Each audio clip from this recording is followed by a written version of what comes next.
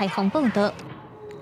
为了要加强台湾南韩双方的共享双边贸易，而且要来加强这商业直接，全国的这个商业总会再去和韩国贸易协会签署 MOU， 要协助两个国家的产业发展。那我们都一致都是对外贸易比较多一点。那韩国的这个基本的这个平均所得跟我们台湾也差不多，物价水平也差不多。那这样的状态之下，我们有很多可以是互补的哈。尤其我们上一次去韩国参访以后，认为韩国是一个台湾很大的一个脱销的市场。虽然我们现在在500多亿，但是每一年都成长10%几的这个成长率的话，韩国将来是一个台湾可能是从第5大变成第4大的贸易国。